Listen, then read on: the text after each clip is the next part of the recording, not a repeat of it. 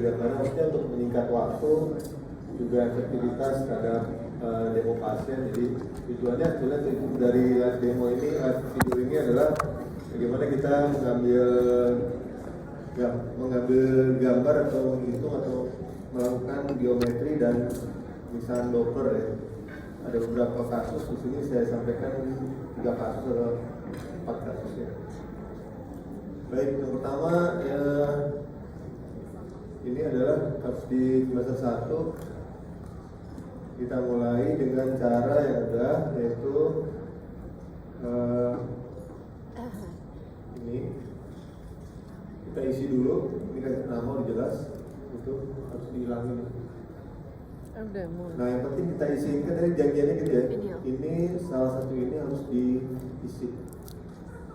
Ini dihilangin.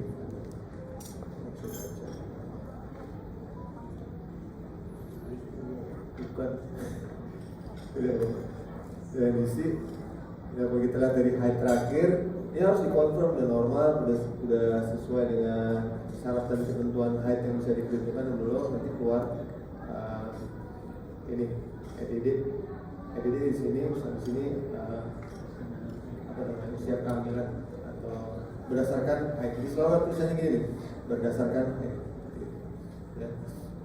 Nah, itu udah selesai, kita mulai. Nah, biasanya kita mulai dengan pemeriksaan screening dulu, umum ya, belum hitung gitu. Itu ya secara khusus dilihat. Nah, tadi perut, tadi kepala, ini abdomen, itu terus di bawah. Ya. Cluster. Nah, itu kepala, ukur, itu dia, itu ukur apa tuh, DPP ya. DPP ukur, nah, begitu. Ya, ini sebenarnya teman-teman jawab pastinya udah sering terjadi.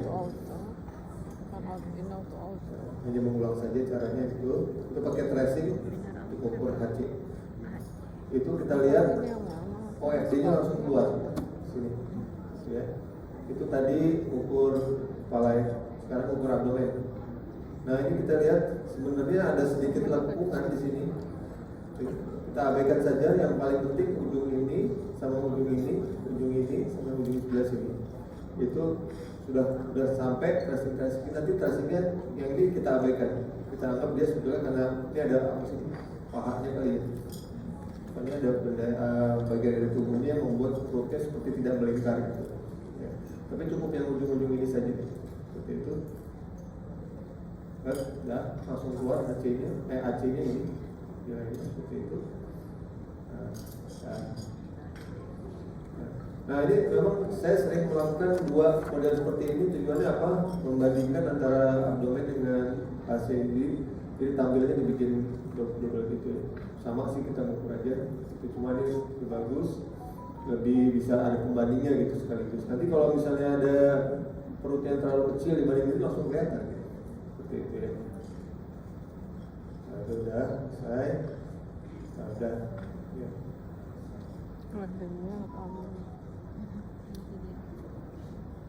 Terus nah ini ukur FL itu, ini ukur HL ya. Selesai ukur HL, screening lebih lanjut, tulang belakang, jantung, post chamber view tadi sudah itu. Jantung.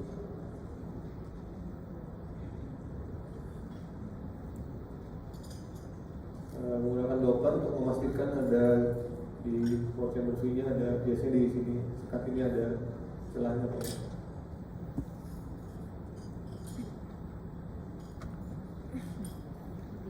Nah ini kebiasaan saya selalu pakai ini 4 gini ya. Yang atas buat post chamber view, ini yang bawah buat ini salah satunya kita lihat. Nah ini nah ya, ini LVOT itu Jadi halaman ini halaman untuk screening jantung. Itu. Ini RVT. Udah. Tadi udah selesai. Untuk biometri sebenarnya udah cukup, tapi nanti ada biometri tambahan. Sudah. Mana lagi? Oh, ini mau lihat Doppler ya. Ini arteri memiliki kalis tanpa menggunakan color Doppler, langsung di ini hasilnya keluar TI-nya sekian.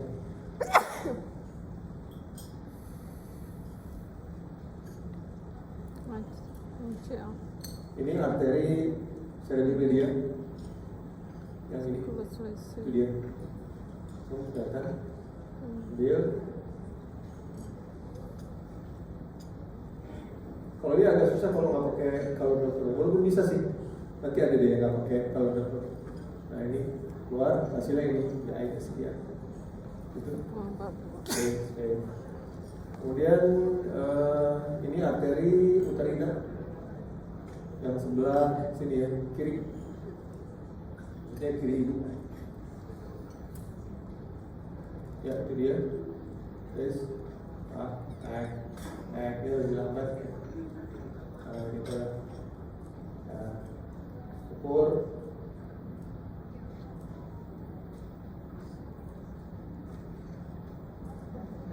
Mati.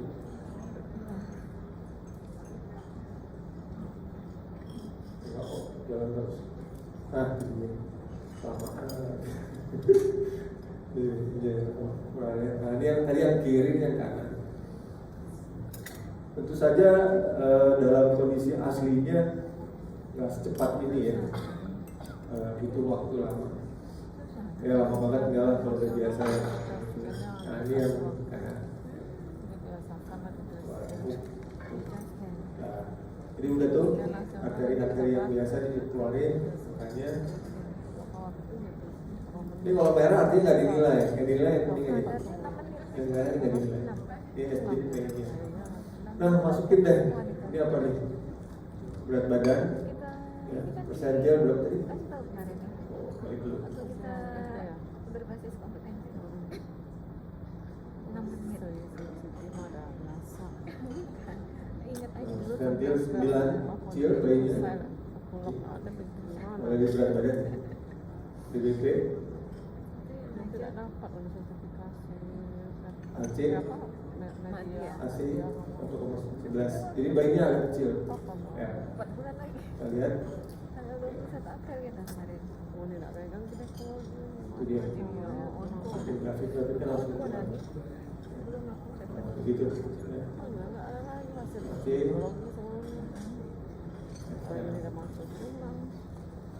Stop dulu. Jadi ini grafik berat badan, HC, IHC saya nggak pakai diri dimasukin di graf. Seperti tadi janjiannya gitu, kalau di semester 3 kalau di atas 30 minggu untuk penilaian pertemuan kalau saya jangan pakai DBP, pakai HC. Nah, ini ada juga.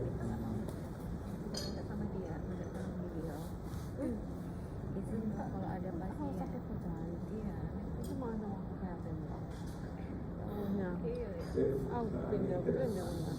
beliau tuh yang paling banyak pasien tuh di poli umum, poli BPJS namanya. Itu umum banyak ya. Nah itu bisa pasien sekitar 20-an. Mau juga ke Palembang, izinnya ampun. Kayak kami kuliah. Sayangnya. Nggak ada yang belajar ya. Jadi nggak ada yang resul. Situasinya. Kalau yang di UNAN ada yang belajar kan bisa tahu ya. Kita disuruh nyari yang Bisa kan? nggak ada. Nah, ini. Apa betul-betul betul. Kita lihat dari haid terakhir dia usia kehamilannya 33 minggu ya. Ya, 33 minggu. Dari AUA 33 minggu. Ya, seperti itu. Ya, bedanya hampir 2 minggu sebetulnya 30. Ya. Persentil 12. Itu dimasukin. Gitu. Jadi ini angka-angkanya menunjukkan bayi ini normal, tapi bukan normal yang besar. Di persentil 12. berdasarkan persentil dari berat badan. Kalau AC-nya ini AC-nya persentil, jadi AC-nya yang kecil, perutnya yang kecil. Ya.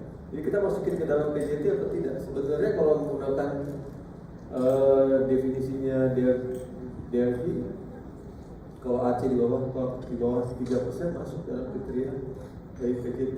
Cuma kan ini baru sekali pemeriksaan, saya belum berani. Jadi kita biarkan dulu karena nggak ada sesuatu yang membahayakan, baik dari vaskuler maupun dari jabaran air ketuban yang lainnya. Kita biarkan, nanti kita kontrol berikutnya. Apakah dia terjadi perburukan, misalnya disorasi atau tidak. Ini ada contoh ya, bagaimana kita mengisi. Jadi ini udah otomatis nih kalau kita klik save, dengan sendirinya keisi. Jadi tidak sulit gitu ya. Baik, itu di semester 3 ini. Yang di semester 2 ini usia kehamilannya lebih muda ya. Yang lain. Nah, ini kepala. Nah, ini dijadikan jajar gini. Betul? Sama ya. Ini lebih bulat gitu, langsung diisi DGP.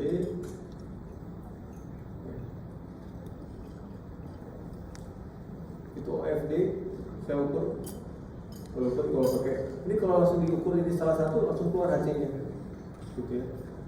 Nah, terus ini abdomen, femur itu, oh maaf, ini humerus, ini femur itu. Nah, sebenarnya yang dipakai cuma femur aja, tapi ini saya suka pakai karena tidak sulit mengukurnya dan ini membandingkan ekstremitas atas dan ekstremitas bawah.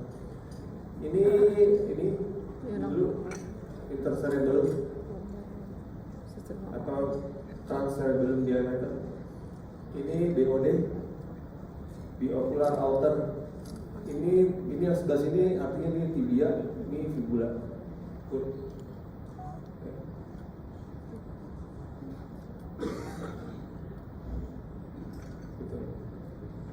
Ini kan bekas sesar ya. Karena bekas sesar, kita lihat ini cervix, ini vesika, ini cervix ini sebenarnya ada sedikit cekungan kecil di sini. Gitu. Nah, yang di atas cekungannya itu dehiscent, di atas ini ada sisanya cekungan tersebut. Nah, ini diukur ya, ini 2,5 ya. Jadi ini yang disebut tebal SBU. Ya, seringkali dipakai sebagai alasan untuk bisa sesar lagi, bisa lahir biasa gitu. Kalau dia tebal, yang disebut tebal di atas 3 mili pada hamil aterum. Kalau ini dalam kehamilan 19 minggu dia udah 2,5, jadi sebenarnya relatif tipis. Tapi kalau kita lihat ini daerah SBU ini tidak bulging namanya. Ini vesika. Kalau yang dia tipis, biasanya dia bulging nanti ke sana normalnya. Kalau ini enggak, jadi ini tidak berpengaruh walaupun dia tipis. Ya. Kalau saya lihat dua bulgingnya dengan ketebalannya. Walaupun tipis, kalau nggak ada bulging buat saya aman. Gitu. Ini panjang cervix yang sering dinilai untuk memprediksi adanya kemungkinan status preterm. Kurang aja, kira-kira gitu ya. Nah, gitu. Ya. Kalau 4,6 itu artinya ismusnya terukur juga sih. Ini sama kayak tadi. Selalu begini, pakai Doppler atau lagi enggak? Gitu. Terus, ya.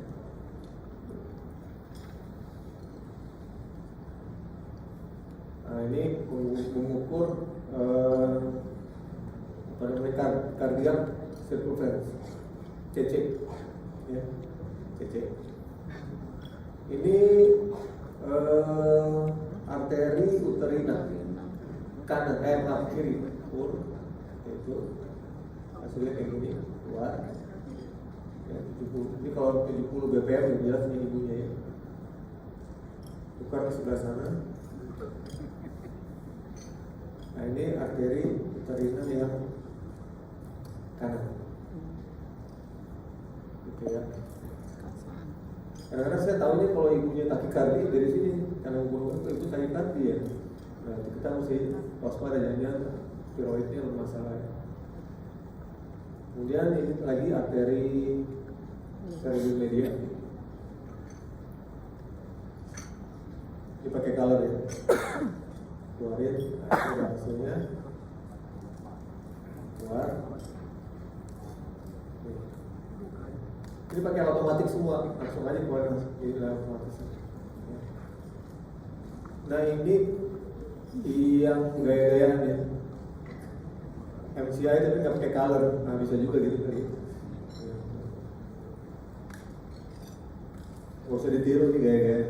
Kalau ada dokter, pakai dokter aja, tapi agak susah soalnya. Gitu. Kayak cuma mau bilang kalau nggak punya dokter bisa juga gitu. Baik. Ini lensa mata, ya, kalau katarak kelihatan di sini. Ini bibir. No slip. Saya selalu periksa nih kedua-duanya. Walaupun yang kelainan di mata ini jarang banget, seumur hidup selama saya jadi konsultan baru dapat satu yang katarak. Belum pernah lagi sama sekali. Nah ini mau menilai ductus venosus. Suspenosus. Ada lo lihat, nah ini bukan ductus venosus ya, kalau kayak gini. Lihat trigemini. Bukan. Ini bukan gambar ductus venosus, walaupun kayak untuk otak ini. Kalau ada kayak gini, ini bukan ductus venosus. Ini vena porta atau ya vena porta nih, yang bergabung dengan vena umbilicalis. Sini, seperti itu. Nah, ductus venosus gambarnya kayak gimana kita terus ya. Nah, diambil lagi nih. Maaf.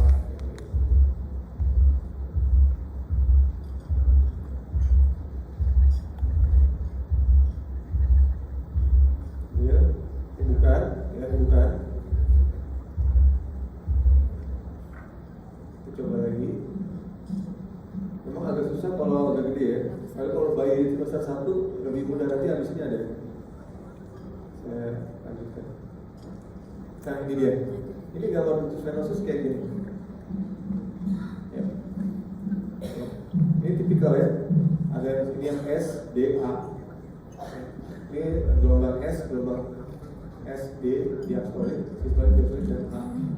Gelombang A di sini. Nah kalau dia disebut tahanannya meningkat di ductus venosus, gelombang A-nya ini hilang nih. Jadi dia sampai ke bawah seperti itu. Ya.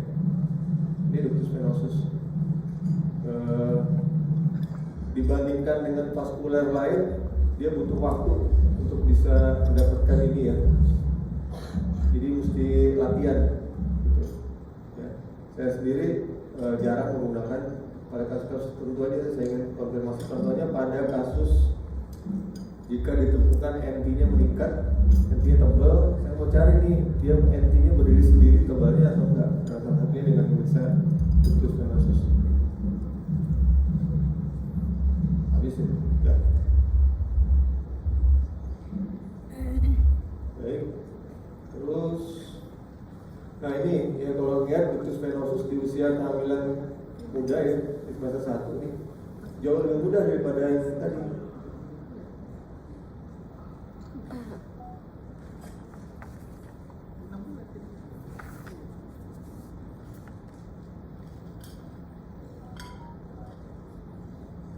Ini dia di sini. Tuh, kemarin dulu, sekarang itu desa pikir, bukan yang itu juga.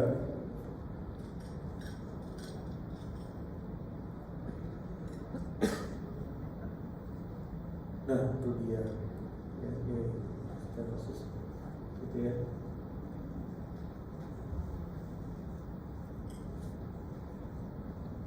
Oke.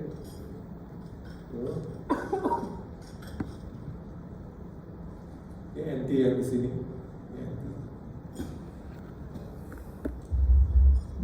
Nah, itu dia. Oke ya. Atau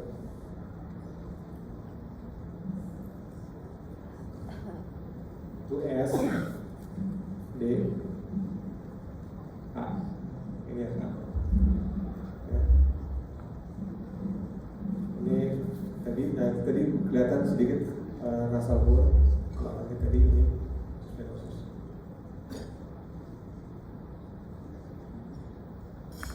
Ini venosus.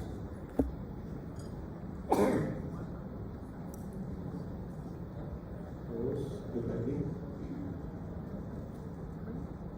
Main. Baik.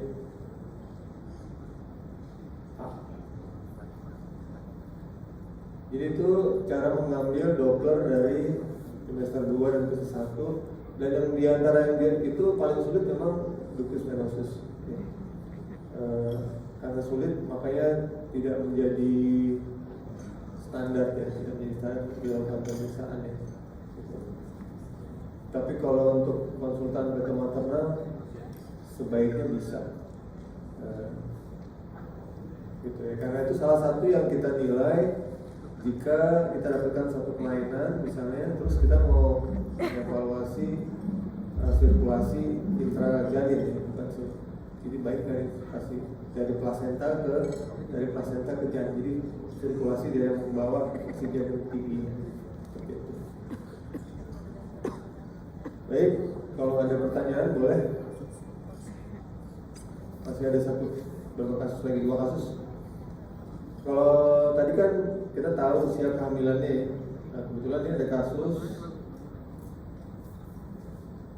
ketiga ya. Jadi kasus ini saya cerita dulu. Ambil kedua, ambil pertama tadi kan diterima bilang ya, kita masih tahu lah sebelumnya berapa beratnya gitu. Nah pertamanya 3.100. Sekarang ambil kedua, periksa rutin sama dokter kandungan, dan dia datang ke saya bukan gara-gara dirujuk oleh dokter kandungannya, tapi gara-gara saya mau periksa dengan sendirinya. Baik, saya bilang gitu. Kalau gitu saya tanya dulu, haidnya teratur nggak? Nggak tahu dok, saya lupa. Nggak tahu. Ya, tipikal kalau pasien-pasien kita yang mungkin yang kelas menengah ke bawah nggak pernah ngapalin haid, kecuali yang hafal biasanya suaminya lah. Iya benar. Oh, suami saya tahu dok, dia kemarin tanggal berapa gitu. Baik, ya. Nih, itu namanya kosong, nggak tahu yang terakhir ya, ini juga nggak tahu kosong ya. Karena kosong kita periksa-periksa aja, tapi nanti grafiknya nggak bisa dikeluarkan. Kita periksa biasa, itu periksa tadi perut, ini femur dengan AL, bisa, gitu. Nah, karena banyak yang kita nggak tahu, saya mau pakai AUA kan ceritanya. AUA kita cari saya penganut yang makin banyak ininya. Jadi saya pakai yang banyak. Ini ukur DOB, ini ukur DI. Kumpulin aja dulu data-datanya. Ini tibia, itu sebelahnya fibula. Tibia arahnya ke medial sana. Yang tadi tibia ini abdomen. Ya, habis itu screening yang lain seperti biasa itu dikerjakan seperti tadi.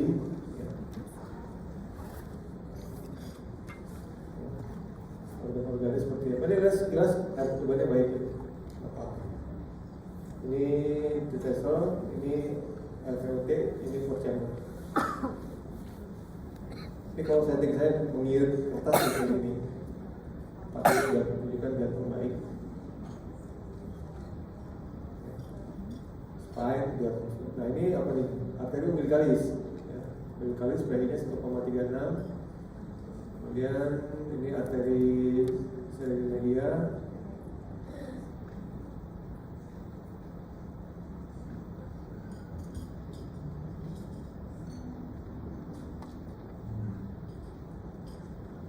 Nah itu.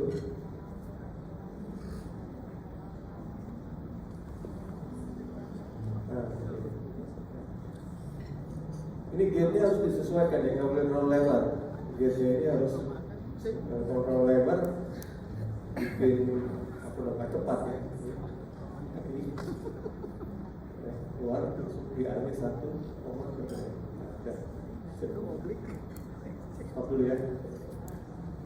Dari hasil pengukuran ini yang diambil ya, DOD, cerebellum, HL, fibula, tibia, femur. HC-nya saya nggak contreng, ya, karena dia paling ini sama DBP. Ya. Semua saya contreng untuk mendapatkan nilai dari AUA. Keluar AUA-nya di sini 25 minggu. Ya. Dari AUA ini ditentukan EDD-nya tanggal 24 bulan 4. Ya, seperti ini. Nah, karena kita nggak tahu, ini kan nggak ada isinya atasnya. Kalau kita nggak dapat data, ya udah ini dipakai sebagai patokan kita. Nanti pasiennya datang lagi misalnya 2 minggu lagi, seperti itu. Gitu ya. Saya teruskan, ternyata ada data yang lain. Ini nggak bisa dikeluarin. Nah, ini ada data lain. Nah, ini kan kosong nih. Gitu.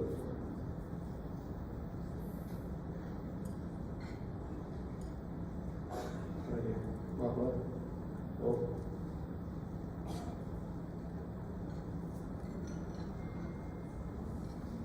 Ya. Kondisi. Kalau udah ada grafik tuh artinya udah diisi. Nah, sampai sini jadi.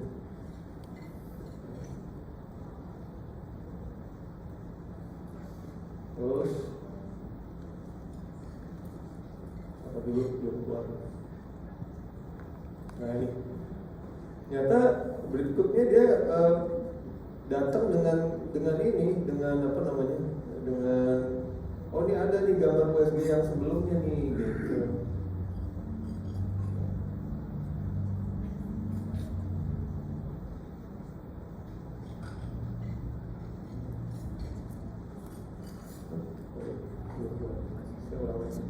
Enaknya kalau pakai video mesti diulang-ulang ya. Kalau live nggak bisa.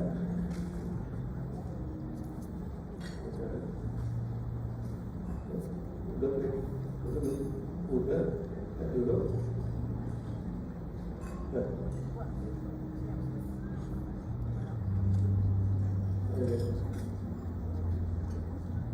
Sebentar. Ya.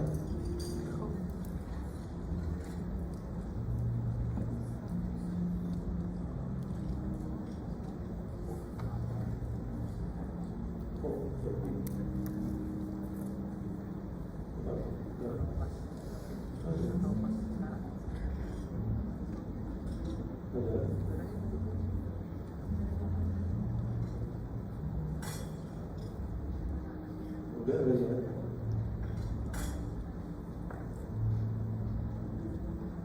Kurang pas gitu ya.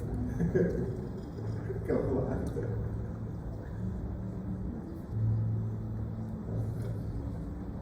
Nah, ini ada tanggalnya nih, 14 bulan 4. Ya, ternyata dia pernah isi, terus kita isi di sini, 14 bulan 4. Nah, sekarang kita lihat setelah kita isi di sini hasilnya kayak apa di. Saya nggak ubah-ubah lagi, pemeriksaan tetap udah sama, cuma datanya kita lihat. Ya. Nah, ini hasil yang titik awalnya di semester 1, ternyata dia di 26 minggu 3 hari, 5 hari. 3 hari. Kalau tadi kan 25 minggu kurang sehari. Jadi bedanya lumayan. 1 minggu untuk di usia ini. Kalau dihitung ternyata dia kecil. Berat segini maksudnya di persentil 1. Jadi ini kontrol sebagai janin yang kecil atau pertumbuhannya terhambat. Ya. Berdasarkan data semester 1 yang kita bisa ketahui dengan jelasnya. Gitu. Tapi kalau lihat dari hasil tadi ya, ketumbuhan, aliran darah, kelihatannya belum ada tanda bahaya ya. Jadi nggak harus dilakukan segera. Soalnya kita cari dulu penyebabnya apa ya, gara-gara nutrisinya atau gara-gara yang lainnya. Baik, bisa terusin dulu. Setelah ini setelah ada, nanti di grafiknya di bawah nih, sentil bawah 1, TBG AC nya juga bawah 1, itu.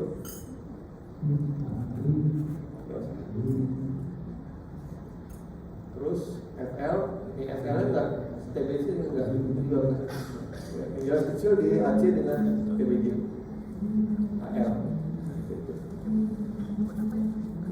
Nah ini udah, ini udah selesai. Kalau aliran darahnya semua tadi baik. Jadi yang kita yang sedikit berbeda bukan sedikit ya, setelah kita masukkan data awal dengan data yang pertama tadi, terdapat perbedaan ya. Tadi kita bilang dia 25 minggu, ternyata dia sebenarnya 26 minggu, tapi dia PJT. Nah itulah makanya pentingnya data di semester 1 ya. Kalau perlu misalnya dia ini mohon maaf tadi untuk yang teman-teman di menangani pasien BPJS kan kalau mungkin kan nggak boleh banyak-banyak tuh, nggak boleh banyak-banyak mungkin. Kalau kan penting datanya, dia suruh foto aja, di foto aja lah. Dia kan pasti bawa handphone nih foto nih, foto. Supaya nanti kalau kita lagi mau evaluasi ininya ada. Baik, saya rasa itu video. Terakhir mungkin kasus ini bukan video ya, kasus yang saya tangani juga hampir sama ya kasus ini. Kita lihat dia usia kehamilannya nggak tahu hari terakhir, tapi dia punya gambar kayak tadi seperti itu, maka bisa diisi di sini.